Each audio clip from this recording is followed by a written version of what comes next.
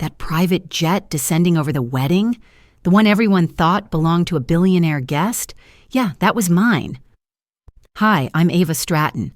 For years, my family treated me like I was a failure, mocked my clothes, my bank account, even the way I ordered dinner. They never saw me coming. So I didn't warn them. I just showed up, quiet, composed, and landed my $20 million jet during my sister's vows. Want to know what happened next?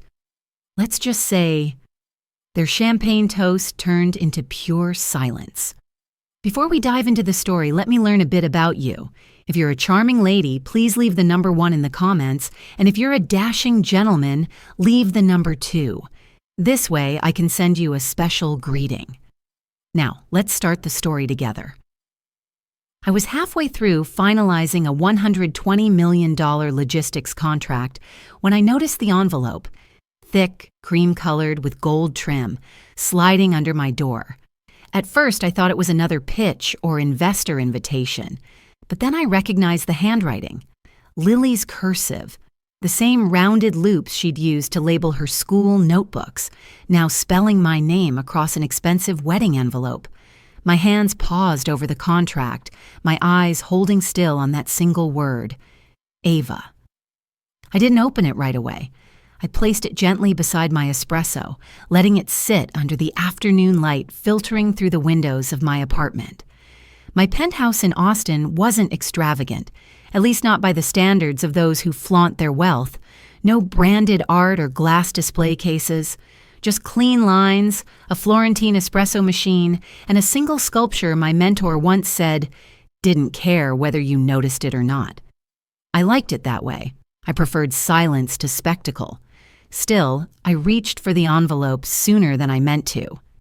Inside, white vellum, calligraphy, and just one line beneath the formal invitation to a wedding in Malibu on May 6th. "Hope you'll come. No love, Lily. No, we'd be honored." Just 5 quiet words. Emily, my assistant, looked up from her tablet. She was sitting across the room reviewing projections for our East Coast drone corridor expansion. "A wedding?" she asked, noticing the way my expression tightened. I nodded, holding up the card like it might explain something. "My sister's getting married," Emily smiled politely. "That's sweet." "Not exactly." She knew better than to press, but after a moment she offered, "We can shift your Q2 meetings in San Jose. The board will understand." I didn't respond. Not right away. My eyes had wandered to the small framed photo on the shelf above my desk. Me, years ago at a Stratton family gathering, standing just off center while everyone else smiled. The only person looking at me in that photo was Lily.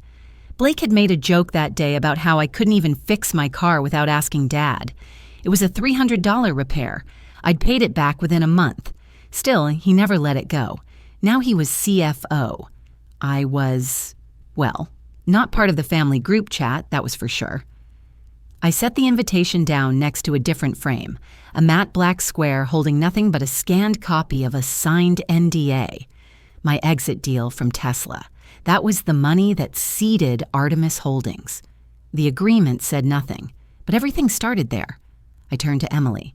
"Go ahead and RSVP, I'll attend." "Under your name, number use yours. Quiet booking. And let's test the Gulf Stream that weekend." Emily nodded, already tapping her screen. "Any wardrobe preferences?" "Sleek, nothing loud, something forgettable." As she made notes, I reached back for the invitation, folding it once and slipping it into a side drawer. There it joined the Tesla document, a copy of my first Artemis patent, and a short note from my grandmother that read, "They don't have to see you coming." I leaned back, letting the chair creak just slightly. "It's time," I said, mostly to myself. That they did. They laughed when I walked out of Stratton Ventures. That laughter echoed down the polished hallways, slipping under the soles of my flats as I exited the boardroom carrying a folder and what little pride I had left. I remember Blake turning to Dad and saying, "She'll be back in 6 months, after she realizes you don't build wealth with Wi-Fi and fantasy." I didn't come back. Dad's voice still rings clear in my memory, stern and final. Real capital stays in the family. Don't chase fantasies, Ava. That's not how we built this name. What he meant was, that's not how he built it. The day I left, they handed me a severance check and a release letter. Legal was in the room, but no one else stayed to shake my hand. Blake said something about the family doing me a favor. The favor, I later realized, was underestimating me. I moved into a cramped co-working space in East Austin.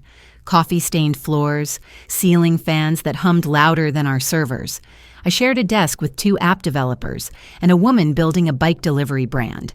At night, when the lights flickered and everyone else left, I stayed. Coding, sketching flight paths, researching drone tech logistics. People laughed when I said I was reimagining mid-mile transport. They don't laugh anymore. 2 years later, I signed a confidential agreement with Tesla, my first silent backer. The money didn't scream. It moved, quietly.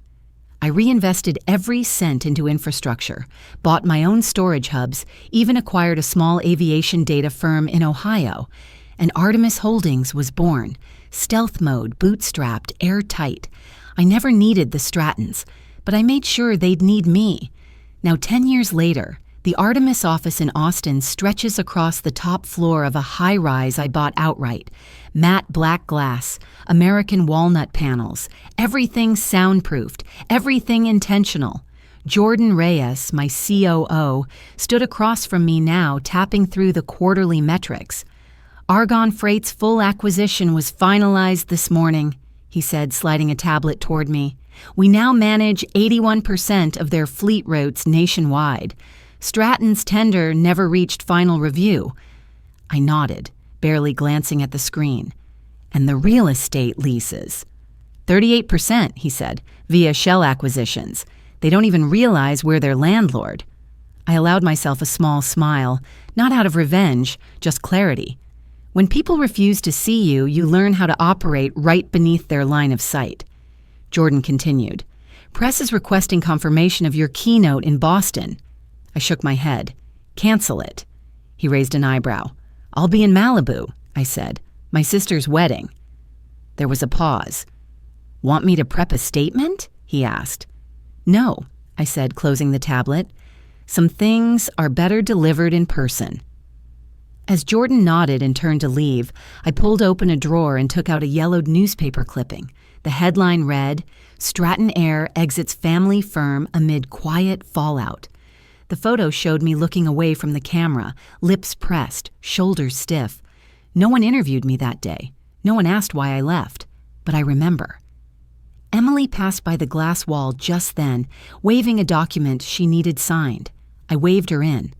Over her shoulder, I could see our team prepping the next Artemis expansion briefing. Europe was next. But for now, I had other matters to attend to. Jordan, I said before he stepped out fully. Hold the Argon CEO announcement until next week. He turned slightly. Press blackout? No. I smiled. I prefer my moments live.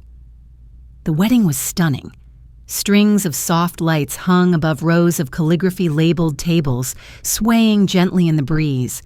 The scent of gardenias mingled with the sea air, and somewhere near the trellis, a string quartet played a polished rendition of Can't Help Falling in Love.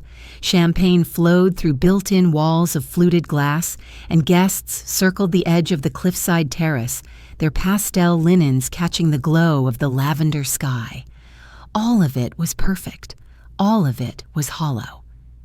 I arrived early but took the side path through the resort garden, letting a server point me toward the reception area without announcing me aloud. There was no need. I preferred entrances that didn't steal oxygen from the room. I wore a navy sheath dress, same silhouette Madison once mocked at a family dinner. Looks like she rented it, she'd said to Blake, laughing over her truffle risotto. I hadn't responded then. Tonight, I didn't need to. The sapphire studs at my ears were real, a gift from my grandmother the year before she passed. The quiet kind of luxury, the kind that doesn't need an audience. My place card was at the edge of the family table, nearly facing the buffet instead of the bridal arch. Subtle. Strategic. Still, I slid into my chair with a light smile and nodded to whoever made eye contact. Most didn't. Madison caught my arrival first. She leaned toward Blake, whispered something behind a wide smile. I couldn't hear it, but I didn't need to. "Hope valet didn't cost too much," Blake said aloud, his voice tilted just enough for me to catch. I let the words float. Then I took a sip of water and unfolded my napkin slowly. Lily approached a few minutes later, her dress shimmering in the coastal light. She looked beautiful, nervous. Her voice shook slightly when she leaned in and whispered, "Thank you for coming." I nodded. Wouldn't miss it. She smiled, tired, grateful, and moved on to greet another cousin who had brought a fiancé no one remembered meeting before. Blake raised his glass mid-toast. "To Lily," he said, "and to timing, because, folks, timing is everything in business, too." He winked at Dad, who nodded as though being CEO had taught him the concept of humility. It hadn't. Madison added with a performative gasp, "Blake's closing $1 billion logistics deal this week. Major game changer. Right, babe?" "Argon Freight," Blake said, straightening his cuff. "They'll be under the Stratton umbrella by Monday." I turned slightly. "And when's the pitch?" Blake blinked, then offered that tight, smug grin. "Tomorrow morning, they're flying in. We're hosting the final round." I smiled back. "Sounds important." And then it came. A distant hum, low at first, like a whisper from the horizon. Heads began to turn. The hum grew louder, more precise, cutting clean across the layered sounds of music and waves. Guests looked up. A Gulf Stream was descending smoothly over the ocean, flaps angled just right. It banked left, curved over the nearby landing strip, nestled behind the ridge. The pilot moved with the kind of control only private aviation affords. Not hurried, not commercial. Someone at a nearby table murmured, "Is that part of the ceremony?" The quartet fell silent. The event coordinator hustled toward the mic stand, eyes locked on her phone, then on the sky. She cleared her throat. We've just received notice. A private jet is requesting priority landing clearance at the resort's private strip. Does anyone here know the owner?"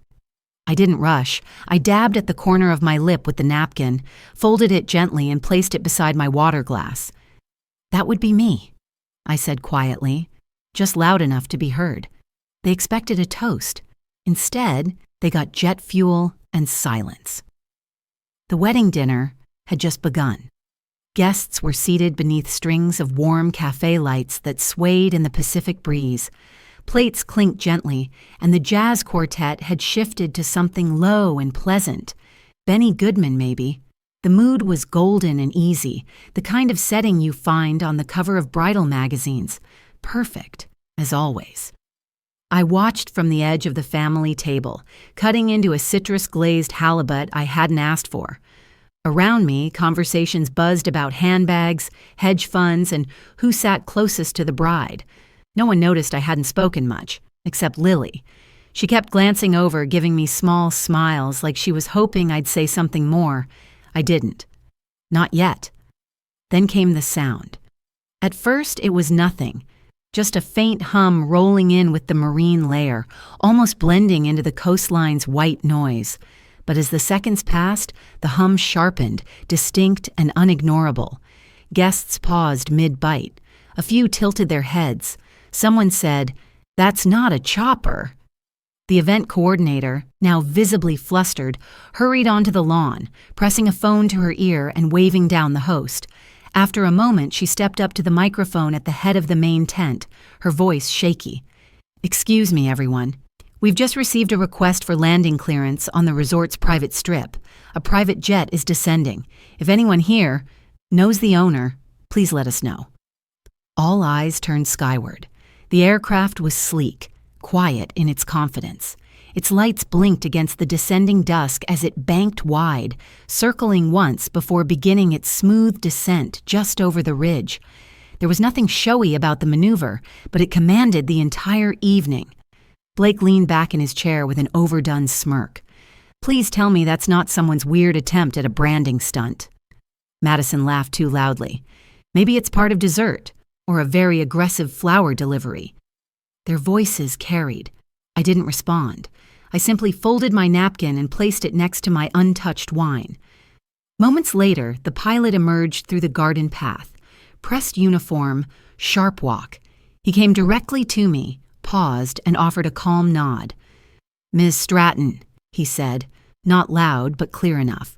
"The flight test is complete. Would you like us to prep the aircraft for boarding?"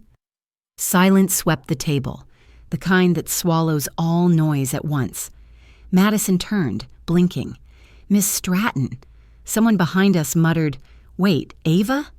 Blake's smile faltered. "Test flight?" he repeated, trying to laugh, but it caught in his throat. "That's cute. Very theatrical." He turned to Dad, who looked less certain now. Diane stiffened, her fork suspended above a bite of roasted pear.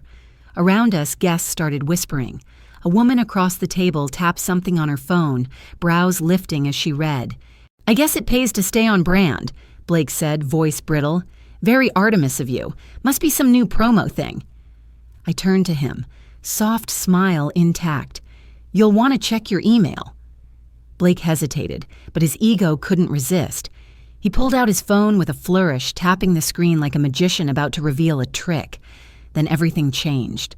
I watched his face lose color in real time, eyebrows collapsing, jaw tightening. He blinked hard, as if the text might correct itself. "What is this?" he muttered. Richard leaned over. "What's wrong?" Blake didn't answer right away. Then he looked up, no longer smirking. "Argon Freight. Pulled out," he said quietly. "They're not showing.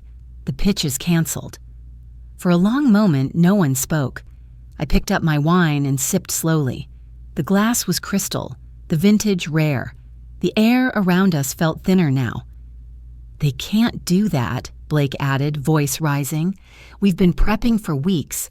The whole Midwest package was built around that deal." "They can," I replied, and they did. Richard's eyes narrowed. "Why would they pull out now?" I didn't answer. I didn't need to. The wind shifted just enough for the jet's position lights to cast a soft glow over the tent. Through the transparent canopy, you could see it sitting on the airstrip, spotlit and still. The same strip Blake had insisted the family fund during his aviation expansion project last year, a Stratton-sponsored asset now quietly hosting a jet that had nothing to do with him. "Who the hell are you?" Blake finally asked. I turned toward him and smiled just slightly. "You'll find out after the cake." The lounge smelled like aged leather and desperation. It was tucked behind the resort's west wing, a room meant for private cigars and silent negotiations. Mahogany walls, dim lighting, and deep armchairs no one ever quite relaxed in. Tonight, it was where everything came undone. Blake paced near the minibar, one hand tugging at his tie, the other gripping his phone like it might save him. Madison sat perched on the arm of a chair, arms crossed tight over her chest, her expression frozen between fear and disbelief. Richard stood in front of the fireplace, jaw set, staring at the flames like they owed him something. Diane hovered near the doorway, silent. I sat, legs crossed, back straight. My wine glass rested on the side table, untouched. The same vintage served at the wedding, Côte de Nuit, 2003. A vineyard Artemis Holdings had quietly acquired last year. "Let's get to it," Richard said. "What exactly are you doing, Ava?" I didn't answer right away. I looked toward Blake, who hadn't stopped pacing. "Argon Freight pulled their proposal," he said, his voice clipped. "They won't return my calls. Their CEO hasn't been seen." "They've been seen," I replied calmly. "Just not by you." Madison scoffed. "What does that even mean?" "It means," I said, reaching into my handbag, "that Artemis Holdings finalized the Argon acquisition months ago. We own it, quietly." Blake stopped walking. I pulled out a thin leather folder and laid it on the table in front of me. "Also," I continued, "we own 40% of the Vintera Group. That's the wine served tonight. Thank you for the purchase." No one moved. Richard blinked, then stepped forward. "This is ridiculous. You expect us to believe—" "I don't expect anything," I said, opening the folder. "I brought documentation." I passed the first packet to him. Blake leaned over to read but pulled back as soon as he saw the first heading, Unreported Asset Transfers, Cayman Holdings. "That's forged," he muttered. "There's no way." "Jordan," I said, turning toward the tablet beside me. The screen flickered on, revealing my COO's steady face, calm, unbothered. "Evening," he said. "I assume you've reviewed the transaction reports?" "No one's reviewed anything," Madison snapped. Emily stepped quietly into the room then, placing a second stack of files on the sideboard. "These are for Mr. Stratton," she said, her tone polite but clinical. Blake hesitated before picking one up. His hands trembled as he flipped the pages. "There's a line of internal transfers from Stratton Equity into a Cayman shell," Jordan explained through the tablet. "Unreported, routed through an LLC with no declared activity."